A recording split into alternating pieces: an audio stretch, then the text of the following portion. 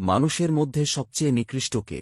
সেই ব্যক্তি যে মানুষের সামনে পাপ কাজ করতে লজ্জা পায় না এবং মানুষ তাকে খারাপ জানলেও পরও করে না। মানুষের মধ্যে কে সবচেয়ে বেশি ধৈর্যশীল?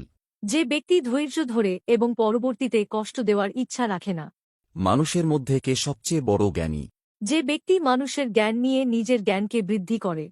মানুষের মধ্যে কে সর্বোত্তম? যার কাছে কল্যাণ আশা করা যায়। রেফারেন্স আলবায়ান ওয়াল তাবইন জাহিজ। ইসলামে সবচেয়ে বড় জুলুম বলতে কি বুঝায়? ইসলামের সবচেয়ে বড় জুলুম বলতে শিরক করাকে বুঝায়, অর্থাৎ আল্লাহর সাথে কাউকে শরিক করা। সহি বুখারী ৩৩৬০। আল্লাহর অপছন্দনীয় কাজ কোনটি? অহেতুক চিৎকার করা এবং উচ্চস্বরে কথা বলা আল্লাহ পছন্দ করেন না।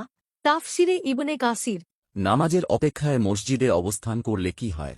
আবু হুরায়রা রাদিয়াল্লাহু আনহু থেকে বর্ণিত, রাসূলুল্লাহ সাল্লাল্লাহু আলাইহি ওয়াসাল্লাম বলেছেন, বান্দা যতক্ষণ নামাজের স্থানে অজু অবস্থায় নামাজের অপেক্ষায় বসে থাকে, ততক্ষণ ফেরেশতারা তার জন্য দোয়া করতে থাকে, হে আল্লাহ, তাকে ক্ষমা করুন, হে আল্লাহ, তার প্রতি রহম করুন। সহি বুখারী ৬৪৭।